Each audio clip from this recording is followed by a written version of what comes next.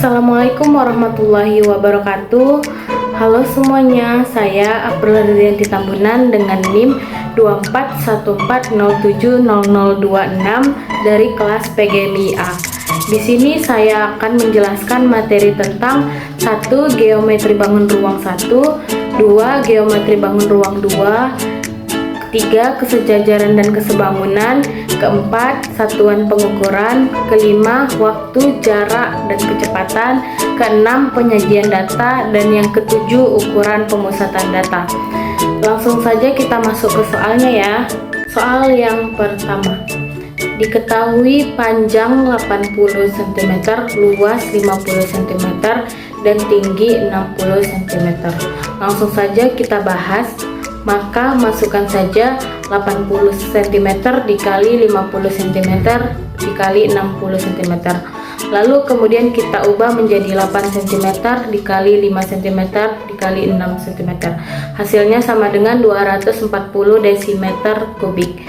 Karena desimeter kubik itu liter, volumenya adalah 240 liter. Agar bak tersebut terisi penuh, kita masukkan saja V sama dengan 2/3 sama dengan 2/3 dikali 240 liter. Hasilnya 160 liter. Lalu kita kurangkan 240 liter dikurangkan 160, hasilnya 80 liter. Jadi waktu agar terisi penuh 80 dibagi 20 sama dengan hasilnya 4 menit. Lanjut soal yang kedua.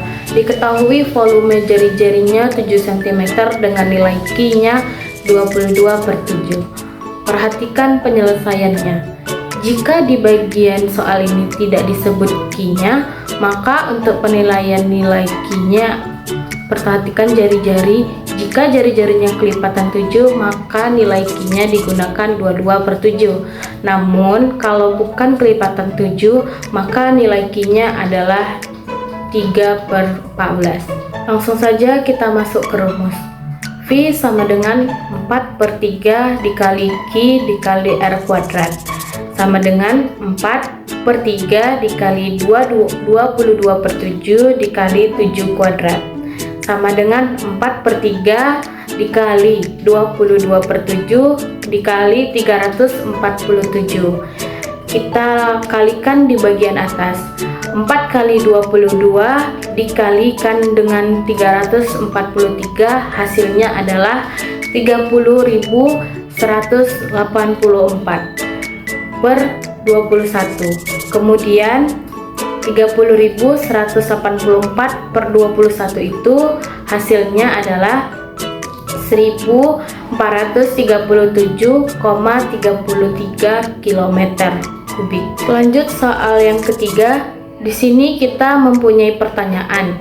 Jika sebuah gedung panjang bayangannya 56 meter, kemudian saat yang sama seorang siswa tinggi 1,5 dan mempunyai bayangan 3,5. Kita masuk ke penyelesaiannya ya.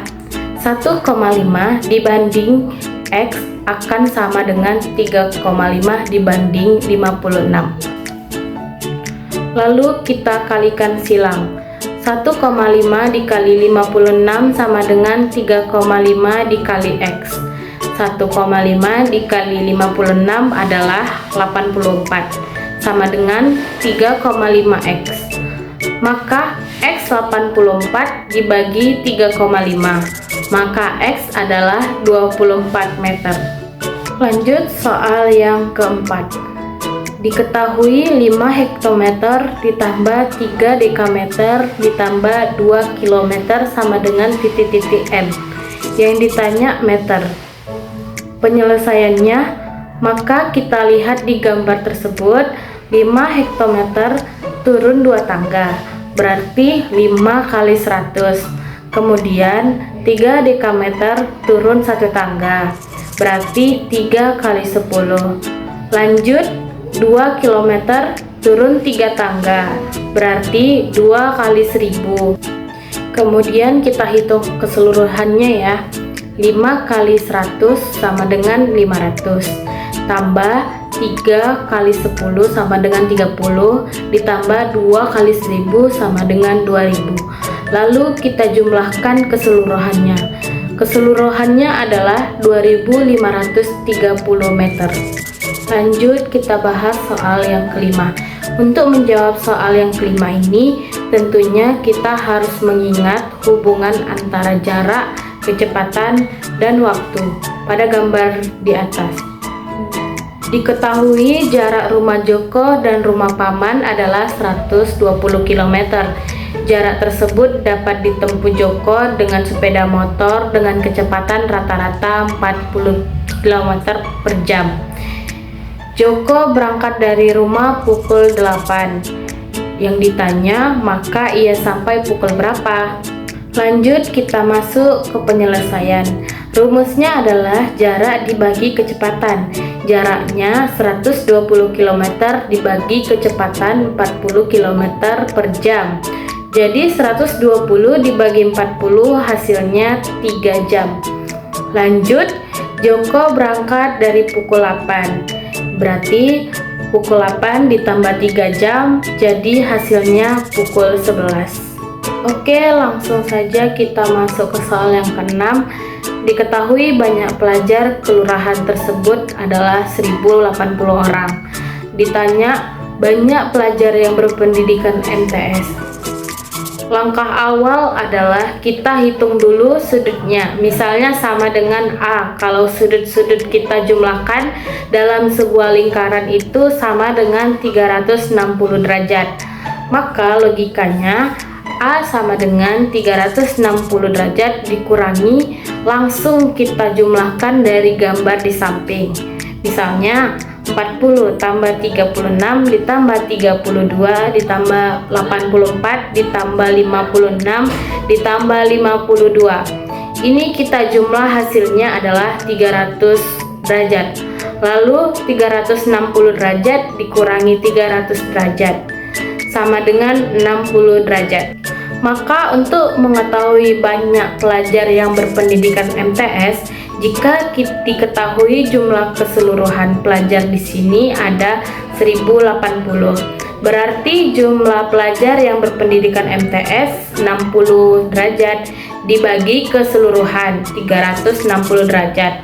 Lalu dikali total seluruh pelajar di kelurahan tersebut, jadi dikali 1080. Langsung saja kita sederhanakan. 60 per 360, nolnya boleh dicoret. Ini kan 6 dibagi 36 sama dengan 1 per 6. 1 per 6 kali 1080 sama dengan 180 orang.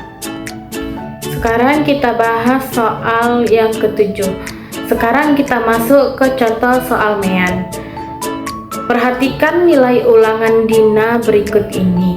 Terdiri dari 7, 9, 7, 8, 9, 6, 8, 7, 8, 9. Nah, yang pertama tentukan meannya.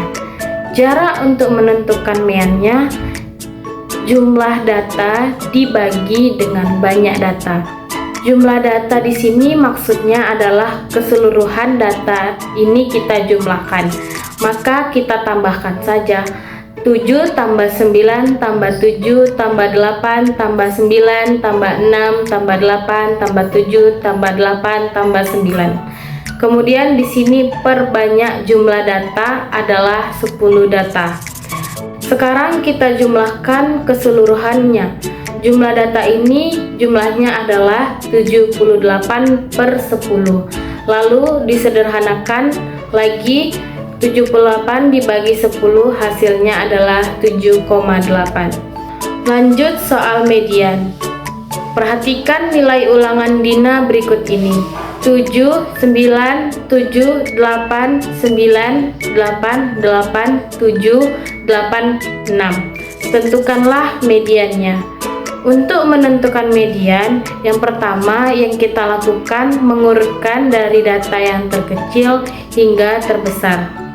Di sini 6-nya ada 1, 7-nya ada 3, kemudian 8-nya ada 4, dan yang terakhir angka 9-nya ada 2. Selanjutnya perhatikan data tersebut, ganjil atau genap. Dengan cara menghitung angkanya ada berapa. Datanya ada 10, maka ini dinyatakan data genap. Jika data yang genap, maka dua nilainya yang di tengah dijumlahkan lalu dibagi 2. Nilai tengahnya 8, berarti 8 tambah 8 lalu dibagi 2. Lanjut, 8 tambah 8 sama dengan 16/2. Lalu 16 dibagi 2 sama dengan 8. Maka mediannya adalah 8.